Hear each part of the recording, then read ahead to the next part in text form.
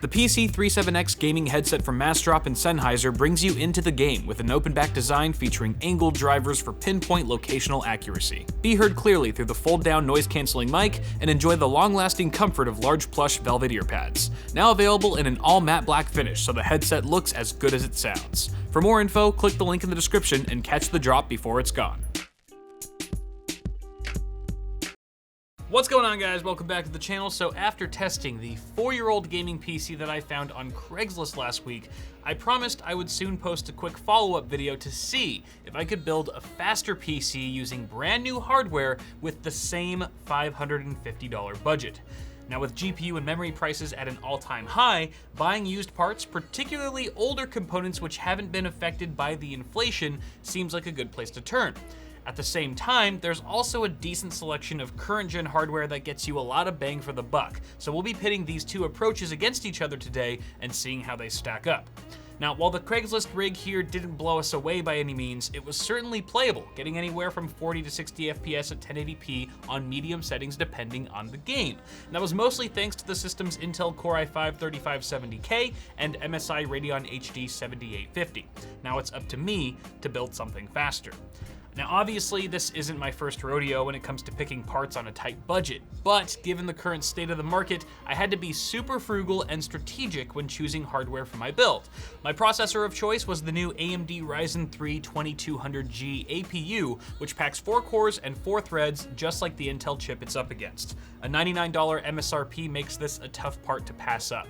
I spent $50 on an ASRock A320M DGS Micro ATX motherboard, whose chipset denies us any CPU overclocking capabilities, but it's just about the best board I could squeeze into our very tight budget. That's paired with a dual-channel 8GB kit of Crucial DDR4 at 2400 speed that I scored for just $86.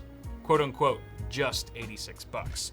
While the Vega graphics on our APU are adequate for light gaming, we'll probably need a little bit more horsepower to rival the Radeon HD 7850, so I managed to snag a GTX 1050 2GB card from MSI for $154. As for storage, case, and power supply, I had to round up some budget hardware that we had lying around the office, including a 120GB HyperX 3K SSD, a 1TB Seagate Barracuda hard drive, a terrifying 350-watt Logicus power supply, and a Thermaltake Versa H22 case. Although these components aren't perfectly suited for our budget, they have no impact on gaming performance and can easily be swapped out for similar parts to meet our budgetary needs, which is why I felt it was okay to use them for today's tests.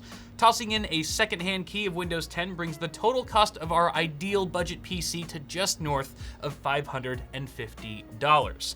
To mitigate any effects the Silicon Lottery might have on our test results, I've actually left the CPU and GPU for both systems at their stock frequencies. The only thing I've tweaked is the memory in our AMD system, overclocking it slightly to 2933 MHz due to Ryzen's supreme dependency on memory speeds. Final things to note, I am using the latest BIOS and drivers for both systems, and you'll forgive today's suite of benchmarks being rather brief, as I did begin encountering some crashes when trying to run certain titles on our Craigslist PC. Be that as it may, I think we have more than enough data to draw some conclusions. So diving right in with 3D Mark Firestrike, my DIY PC shows significant gains right out of the gate with a 25% lead in the overall score and a whopping 28% for the graphics score. If you think these numbers are a telling sign of what's to come next, you're right. Cinebench R15, which tests CPU performance, shows the $99 Ryzen APU outperforming the 3570K, which was nearly $300 when it first launched 6 years ago. Hot damn, have we come a long way. In its defense, when I left the 3570K at its overclock of 4.1 GHz, it did beat out the APU in this test, albeit by a very small margin. In Battlefield 1, our used system trails its modern rival, with the DIY rig scoring 6 extra frames per second for an 11% increase on average. The only small victory for the Craigslist PC here is that its 0.1% lows are quite a bit stronger. However, this probably won't make a huge difference in practice.